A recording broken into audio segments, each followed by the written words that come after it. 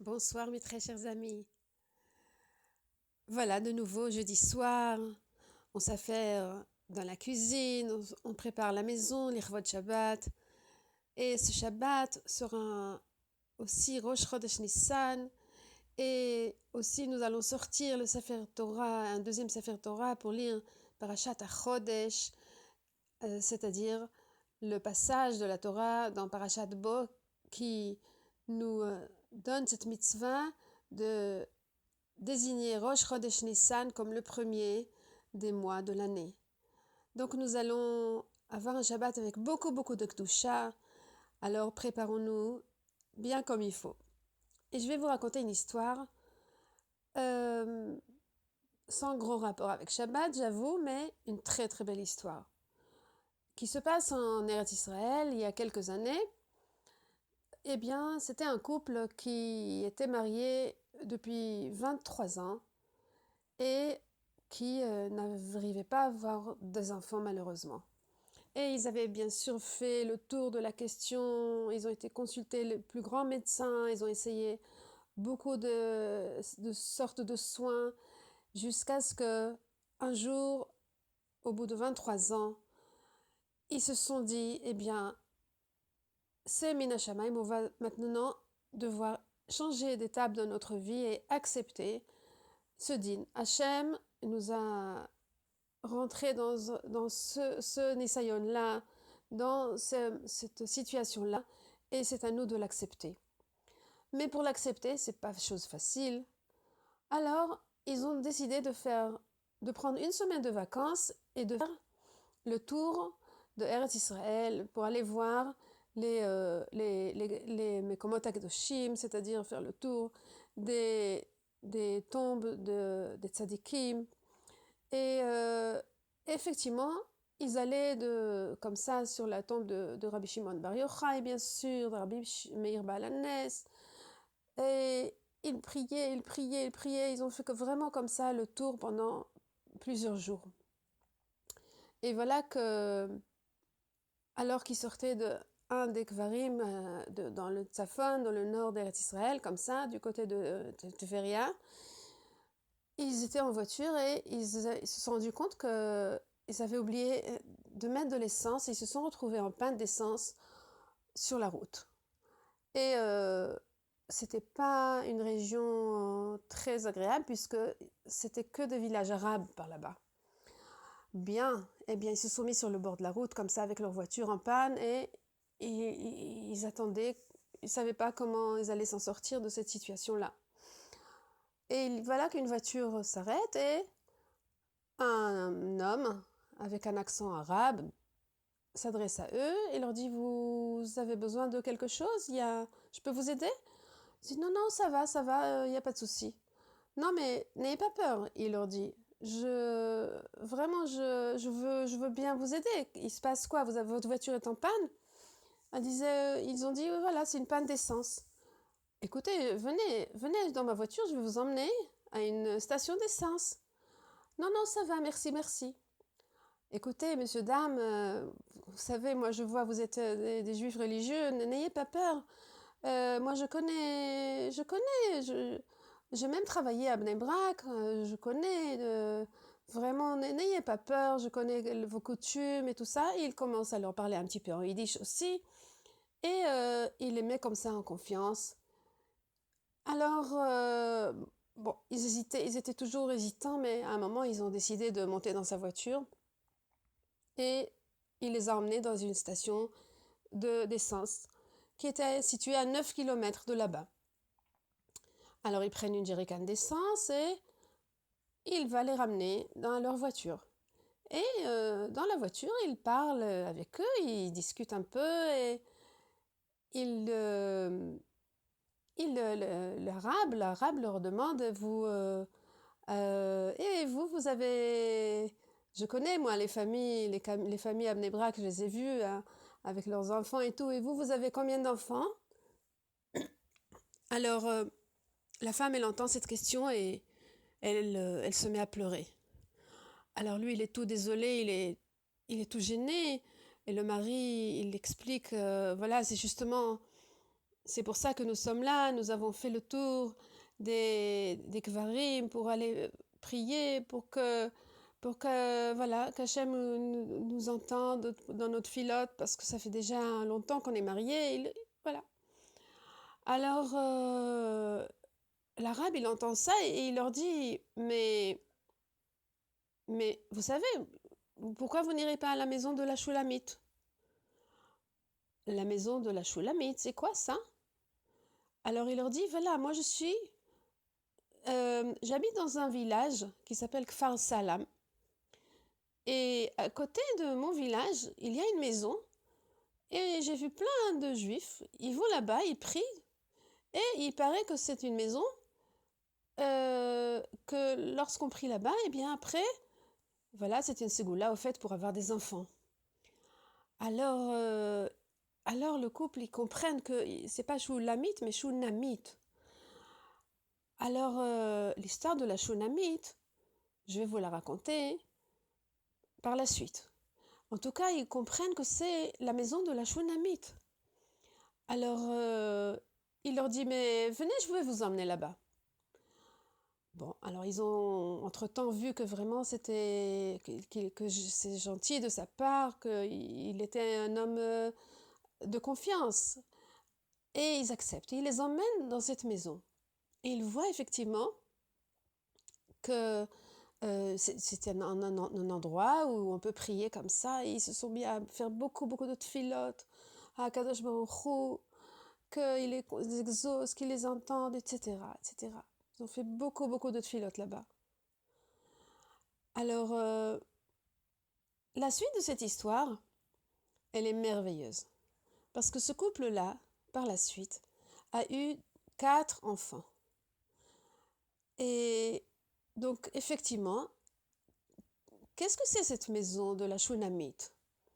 Alors ça, il faut remonter à une histoire qu'on peut lire dans le livre de Melachim Bet, donc les rois, et Perek Daled, le 4e chapitre, qui nous est raconté d'ailleurs aussi dans la Haftara de Parashat Vayera, c'est-à-dire que c'est un petit peu en rapport avec la Akedat Yitzhak.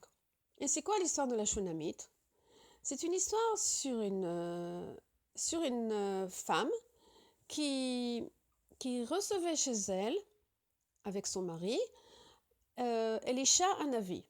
Vous savez, Elisha était le Talmid de Eliyahu Hanavi. Et Elisha Hanavi n'était pas moins grand que Eliyahu Hanavi. Et elle lui avait préparé au grenier, lui avait préparé un lit, une table, une chaise et une lampe. Et quand Elisha Hanavi était de passage, eh bien, il allait dans cette maison.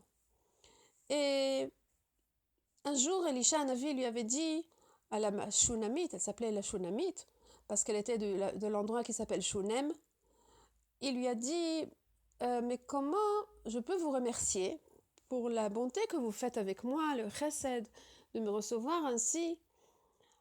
Et justement, il avait remarqué qu'elle n'avait pas d'enfant. Alors, il l'a béni, il lui a dit, l'année prochaine, tu auras un fils. Et elle lui a répondu, mais pourquoi mon maître je préfère ne pas avoir des illusions. Si c'est pas vrai, je veux pas entendre une bracha pareille. Alors il lui a dit non, c'est pas pour rien. Je maintiens ma bracha. Effectivement, 1 an après, cette femme a eu un enfant. Et le temps est passé, et un jour, l'enfant était sorti avec son père dans les champs pour travailler. Et soudain, il a eu un malaise et on l'a transporté rapidement à la maison, mais il était niftar. Il était décédé. Alors, la femme, sa mère, quand elle a vu ça, elle est partie tout de suite retrouver Elisha Hanavi qui était sur le mont Carmel, donc c'est pas à côté, hein, parce que là on est en train de parler de la région qui est située entre Tibériade, donc le lac de Tibériade, et Afula. Afula, c'est une ville un petit peu au sud du lac de Tibériade, peut-être à une cinquantaine de kilomètres, et donc c'est dans cette région-là. Donc elle s'est dirigée rapidement pour aller trouver Elisha Hanavi. Elle s'est pas arrêtée toute la route. Et quand elle est arrivée, alors le serviteur de Elisha, il a essayé de la repousser, de l'empêcher d'accéder à Elisha Hanavi, mais quand Elisha l'a aperçu, eh bien il l'a écouté, il lui a dit que l'enfant qu'il lui avait promis était niftar. Et pourtant, il lui avait bien demandé de ne pas jouer avec ses sentiments. Alors, il lui a dit, il a essayé d'envoyer son serviteur pour aller réanimer l'enfant, mais elle a dit, je ne lâcherai pas. Le Navi, le prophète que vous êtes, Elisha, je ne vous lâcherai pas. Alors, lui-même est parti, il est retourné dans la maison de la Shunammite, et là, il s'est, comme ça, c'est raconté dans le Nar, qu'il s'est allongé pour réchauffer l'enfant sur lui, et ensuite il a beaucoup prié, il s'est mis à même le sol pour prier, pour faire beaucoup de tfilotes. Il s'est enfermé, il a transporté l'enfant sur son lit dans son grenier là-bas, et l'enfant a rouvert les yeux, et il a été réanimé, il a ressuscité. Voilà l'histoire qui s'est passée dans cette maison. Et donc, on explique que là où il y a eu déjà un NES qui s'était produit, donc dans cette maison il y avait eu ce NES, que cet enfant a été ressuscité, alors c'est un endroit qui est propice à un NES renouvelé. Et c'est pourquoi c'est une ségoula d'aller donc dans cet endroit-là. Et donc, il y a eu des couples qui ont été comme ça, beaucoup de couples qui sont partis dans cet endroit. Depuis, c'est devenu beaucoup plus connu. Et d'ailleurs, j'ai entendu qu'aujourd'hui, de nos jours, il y a même un kollel qui s'est placé à cet endroit. Et donc, voilà une histoire extraordinaire qui montre la force de notre peuple, la force des tzadikim que nous avons chez nous, qui, même quand ils ne sont plus de ce monde, eh bien, ils peuvent agir encore de là où ils se trouvent.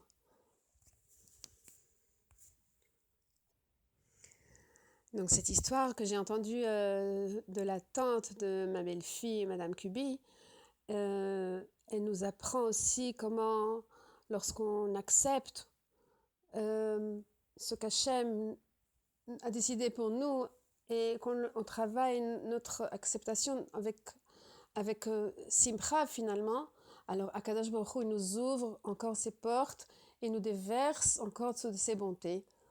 Et voilà en ce qui concerne l'histoire de ce soir. Et maintenant, passons un petit peu à la chod de Shabbat. Alors, nous allons un petit peu voir la melacha de Essoré. Alors, la melacha de Essoré, c'est une melacha qui est interdite de la Torah. D'une part, puisqu'elle fait partie des travaux qui concernent le lavage du linge. Et d'autre part, lorsqu'on essore, des fois c'est afin de récupérer le liquide qui s'est imprégné dans le tissu. Par exemple, une nappe en tissu, une nappe en coton, si du vin s'est renversé sur cette nappe, peut-être on voudra essorer la nappe pour récupérer dans un verre, par exemple, le vin ou bien l'huile d'olive. Et ça, c'est une autre melacha, ça fait partie de la melacha de dash, c'est-à-dire écraser. C'est pourquoi un habit qui s'est imprégné de liquide, on n'a pas le droit de l'essorer. Ça fait partie des melachot de laver le linge. Également, on interdit aussi les fibres synthétiques. Il est assourd également d'essuyer une table avec une serviette mouillée ou le sol, bien que on autorise quand même d'essuyer la vaisselle avec une serviette, car on n'a pas peur qu'elle va être trempée et qu'à ce moment-là on va l'essorer. parce que on se dit que si jamais elle est très mouillée déjà, eh bien on va la changer, on va prendre une autre serviette qui soit sèche. Il est interdit également d'utiliser du coton pour, par exemple, désinfecter une blessure, et également un coton-tige, puisque c'est du coton qui est au bout de la tige en question. On n'a pas le droit donc d'utiliser donc un coton-tige. Pour en arriver à la chose qui nous sert le plus le Shabbat dans la semaine, c'est-à-dire les lingettes. Alors les lingettes, en gros, au fait, il est interdit de les utiliser puisqu'elles sont véritablement imbibées de ce liquide. Et lorsqu'on vient pour nettoyer, par exemple, de base, c'était fait pour les soins du bébé. Alors, on est content quand c'est bien humide et lorsqu'on appuie, le liquide il sort et c'est ça qui va nettoyer la peau du bébé. Voilà, on va s'arrêter là pour ce soir. Reposez-vous bien pendant le Shabbat et profitez de cette Kedusha triple de ce Shabbat qui va venir. Je vous embrasse et à la semaine prochaine, Be'ezrat Hashem.